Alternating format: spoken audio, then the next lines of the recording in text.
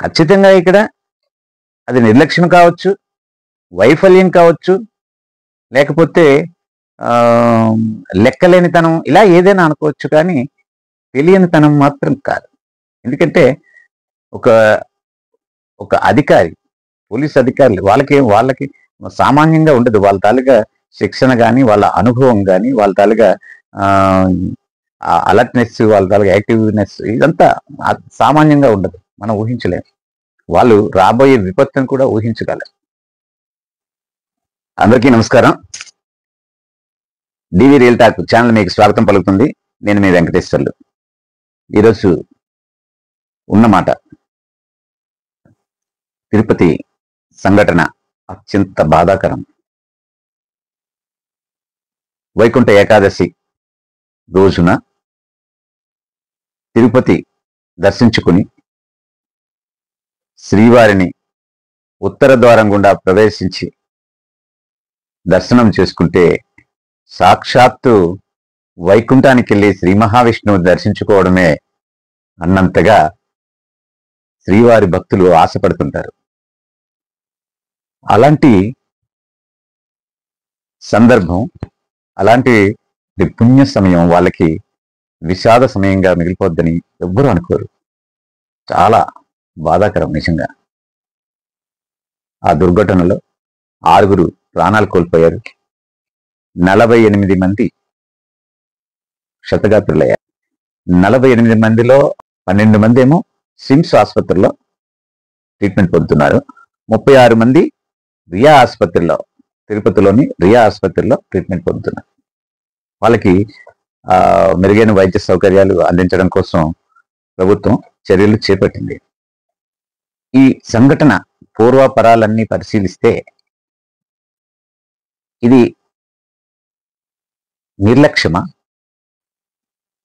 లేకపోతే బాధ్యతారాహిత్యమా, వైఫల్యమా, లేదా ఏదైనా ఇంటెన్షనా, కావాలని చేసే ఏదైనా కుట్ర కోణం ఉందా దీంట్లో అన్న దిశగా కూడా దర్యాప్తు జరుగుతున్నట్టుగా తెలుస్తుంది.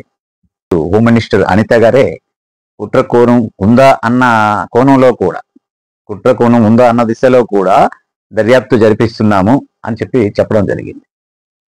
మరి అక్కడ కలెక్టర్ గారు ఇచ్చినటువంటి రిపోర్ట్లో కానీ, లేకపోతే అక్కడ టిటిడి చైర్మన్ చెప్పినటువంటి విషయాలు కానీ, అక్కడ ఈఓ గారు చెప్పినట్టు విషయాలు కానీ, ఇవన్నీ కూడా పరిశీలిస్తే అక్కడ వైఫల్యం, అధికారుల వైఫల్యమే కనిపిస్తుంది. అయితే మొత్తం సంఘటన వరుస అసలు ఏం జరిగింది, ఎలా ఈ ప్రమాదం జరిగింది అన్న విషయాలు పూర్తిగా మాట్లాడుకునే ముందు ఛానల్ని ఇంతవరకు ఎవరైనా సబ్స్క్రైబ్ చేయకుండా ఉంటే సబ్స్క్రైబ్ చేసుకోండి, వీడియోకి లైక్ చేయండి, వీడియో మీద మీ అభిప్రాయాన్ని కామెంట్ రూపంలో తెలియచేయండి, మిత్రులకు షేర్ చేయడం ద్వారా 10 మంది చూసేదానికి సహాయపడండి. ముఖ్యంగా లైక్ చేయాలి. చాలా మంది చూస్తున్నారు, వ్యూవర్స్ అయితే ఉన్నారు, కానీ లైక్ చేస్తే అది ఎక్కువ మందికి చేరుతుందంట. అందుకని ఖచ్చితంగా మీరు పదే పదే చెప్తున్నాను. ఎందుకంటే అడగకపోతే ఎవరు చేయకపోవచ్చు, ఎవరు నేనైనా ఇలా చూస్తాము, లైక్ చేయమన్నారు కదా అని ఒకసారి చేస్తాం, అందుకని అడుగుతున్నాను. అయితే అక్కడ 10 రోజుల పాటు తిరుపతిలో సామాన్యుడికి కూడా ఉత్తర ద్వార ప్రవేశం కల్పించాలన్న ఉద్దేశం కావచ్చు, లేకపోతే ఇంకేంటి కావచ్చు, కానీ దాన్ని ఒక బిజినెస్ లాగా ప్రమోట్ చేసే పరిస్థితి కావచ్చు, ఏది కానీ 10 రోజుల పాటు ఉత్తర ద్వారం ద్వారా శ్రీవారి దర్శనం కల్పిస్తూ నిర్ణయం తీసుకున్నారు. అదే ఇప్పుడు కొనసాగుతుంది. 10వ తేదీ నుంచి 19వ తేదీ వరకు, ఆ 10వ తేదీని కలుపుకుంటూ 19వ తేదీ వరకు 10 రోజుల పాటు శ్రీవారి దర్శనం ఉత్తర ద్వారం ద్వారా జరుగుతుంది. అయితే దానికి సంబంధించినటువంటి టోకెన్లు ఇవ్వడం కోసం 8 కౌంటర్లు ఓపెన్ చేశారు. ఆ 8 కేంద్రాలు కూడా విపరీతమైనటువంటి రద్దీ, తెల్లవారుజాము 5 గంటల నుంచి విపరీతమైనటువంటి రద్దీ ఉంది. అప్పటి నుంచి ఆ క్యూ లైన్లో వచ్చి నిల్చున్నారు. ఇక రాను సమయం అవుతున్న కొద్దీ తిరుపతిలో బైరాగిపట్టెడలోని రామానాయుడు స్కూల్ అని ఉంది, అక్కడ ఒక కేంద్రం ఉంది. అదేవిధంగా శ్రీనివాసం, విష్ణు నివాసం, జీవకొన, ఈ కేంద్రాల్లో బాగా రద్దీ ఎక్కువైంది. ఇప్పుడు ఈ సమయం దాటుతున్న కొద్దీ ఎక్కువ రద్దీ అవటం వీరందరినీ కూడా అక్కడ రామానాయుడు స్కూల్కి ఆనుకొని ఉన్నటువంటి పద్మావతి ఉద్యానవనం అనే పార్క్ ఉంది, ఆ పార్కులోకి జనాలందరినీ కూడా పార్కులోకి పంపించారు. మొత్తం ఈ 4 చోట్ల ఉన్న ఎక్కువవుతున్నటువంటి రద్దీ అవుతున్నటువంటి జనాలను కూడా ఆ పార్కులోకి పంపించి మొత్తం ఆ పార్కు నుండి జనాలు కిక్కిరిసినట్టు ఉన్నారు. అది 7:45 సమయం, రాత్రి 7:08 అనమాట. 7 గంటల ఆ టైంలో ఒక ఆయనకి, భక్తుడికి ఒక ఆయనకి అస్వస్థత ఉంది. అలాంటప్పుడు ఆయనకి ట్రీట్మెంట్ ఇవ్వడం కోసమని ఒక డిఎస్పి స్థాయి అధికారి గేట్లు తీశాడు. గేటు తీస్తున్నప్పుడు మరి కమ్యూనికేషన్ కరెక్ట్గా లేదు. ఆయన గేట్లు ఎందుకు తీస్తున్నాడో ఆయనకి తెలుసు, కానీ భక్తులకు తెలియదు. భక్తులు ఏమనుకుంటున్నారు, మాకు టోకన్లు ఇవ్వడం కోసం క్యూ లైన్లో పెడతారు కదా, క్యూ లైన్లోకి అలౌ చేస్తున్నారు మాకు అన్న ఉద్దేశంతో మొత్తం భక్తులు ఒకేసారి ఒకరినొకరు ముందుకు నెట్టుకుంటూ తోసుకుంటూ ఒక్కసారిగా బలంగా ముందుకి మూవ్ అయ్యారు. దాంట్లో చాలా మంది కింద పడిపోయారు, తొక్కిసలాట జరిగింది, ఊపిరాడకుండా 6 భక్తులు అది చనిపోయే పరిస్థితి. అయితే వాళ్ళని అంబులెన్స్లో తీసుకెళ్లారు. తర్వాత వైద్యం అందించాలని ప్రయత్నం చేసినా కూడా చనిపోయారు. మరి ఈ మిగతా వాళ్ళంతా ఈ స్విమ్స్ లో ఒక 12 మంది, 36 మంది ఏమో అక్కడ రియా ఆసుపత్రిలోనూ జాయిన్ అయ్యారు.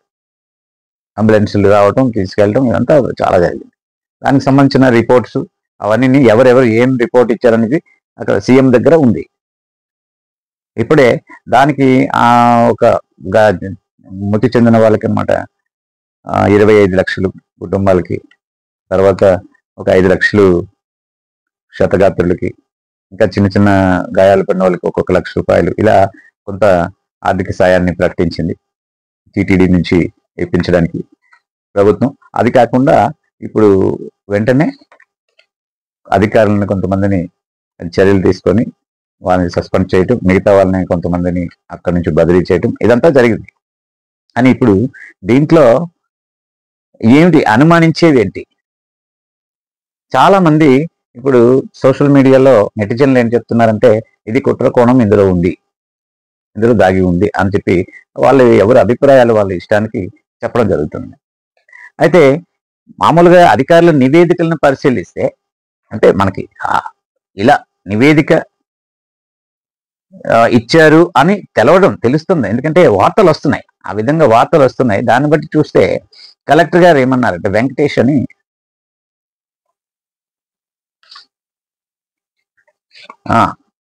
అక్కడ తిరుపతి అక్కడ జిల్లా కలెక్టర్ ఎస్ వెంకటేశ్వర్ చెప్పడం జరిగింది, మిస్కమ్యూనికేషన్ జరిగింది గేటు దగ్గర. మరి దానివల్ల ఏంటి ఈ తొక్కిసలాట ప్రమాదం అనేది జరిగిందని చెప్పేసి ఆయన చెప్పడం జరిగింది రిపోర్ట్లో, తన రిపోర్ట్లో. కాకుండా రాత్రి 9:15 అది క్లియర్ అయింది. ఆ మధ్యలో పరిస్థితి 9:30 అయ్యేసరికి పూర్తిగా పరిస్థితి అదుపులోకి వచ్చింది. రాత్రి 12:30 నుంచి 1 గంట వరకు, అర్ధరాత్రి 12:30 నుంచి 1 గంట వరకు టికెట్లు ఇచ్చామని చెప్పేసి ఆయన చెప్పడం జరిగింది. ప్రాథమికంగా చేసినటువంటి దర్యాప్తులో తేలినటువంటి విషయాలు వాళ్ళు చెప్పడం జరిగింది. అది అయింది. తర్వాత ఆ రిపోర్ట్లో ఇంకా ఏం చెప్పారంటే, డిఎస్పి అత్యుత్సాహంతో ప్రవర్తించారు అక్కడ, దానివల్లే ఇది ఇలా తొక్కిసలాట జరిగింది అని కూడా ఆయన చెప్పినట్టు ఇక్కడ వార్తలు వస్తున్నాయి. ఇంకా ఏంటి, వెంటనే ఆయన డిఎస్పి స్పందించలేదంట. డిఎస్పి స్పందించకుండా తొక్కిసలాట జరిగినా కూడా ఆయన ఏమాత్రం పట్టించుకోకుండా ఉన్నారని చెప్పేసి కూడా అక్కడ నివేదికలో చెప్పినట్టు తెలుస్తుంది.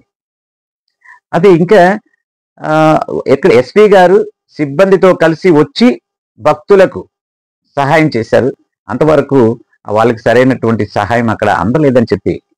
అది కాకుండా టికెట్లు ఇచ్చేటటువంటి కౌంటర్కి బయట అంబులెన్స్ ఉంది, కానీ అంబులెన్స్ అయితే అక్కడ పార్కింగ్ చేసి ఉంది, కానీ డ్రైవర్ ఎటు వెళ్ళాడో తెలియదు. 20 నిమిషాల పాటు అందులో అందుబాటులో కాదు. మామూలు సమయాల్లోనే ఎవరికైనా మనం ఫోన్ చేస్తే వెంటనే మనకి నిమిషాల మీద దొరికే పరిస్థితి ఉంది.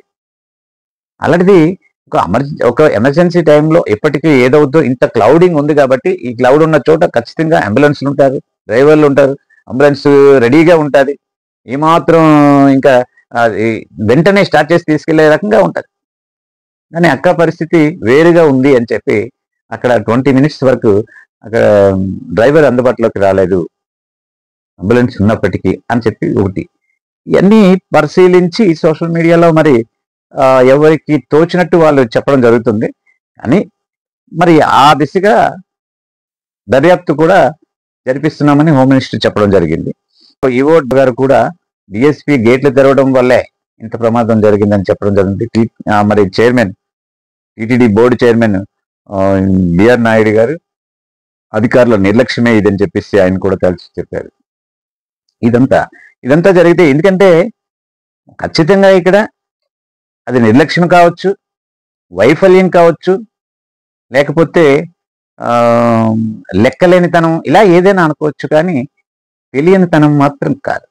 ఎందుకంటే ఒక అధికారి, పోలీస్ అధికారులు వాళ్ళకి సామాన్యంగా ఉండదు. వాళ్ళ తాలూకా శిక్షణ కానీ, వాళ్ళ అనుభవం కానీ, వాళ్ళ తాలూకా అలర్ట్నెస్, వాళ్ళ తాలూకా యాక్టివ్నెస్, ఇదంతా సామాన్యంగా ఉండదు. మనం ఊహించలేము. వాళ్ళు రాబోయే విపత్తును కూడా ఊహించగలరు. అలాంటిది ఇంత క్లౌడ్, ఆ క్లౌడ్లో తాలూకా ఆ భక్తుల తాలూకా బిహేవియర్ ఎలా ఉంటుంది, గేటు తీస్తే ఏమవుతుంది అని ఊహించలేని పరిస్థితి అయితే అక్కడ ఉండదు. ఎందుకంటే జనం తొక్కిసలాట అనేది సామాన్య, అది ఇక్కడ ఒక్క చోటే జరిగినటువంటి విషయం కాదు ఇది. ఎక్కడ జనాలు ఎక్కువ మంది ఉంటే అక్కడ ఎన్నో చోట్ల తొక్కిసలాట్లు జరిగాయి. అక్కడ ఒక చోట జరిగినటువంటి ఒక విషయం, అదొక గుణపాఠం కావాలి. అదొక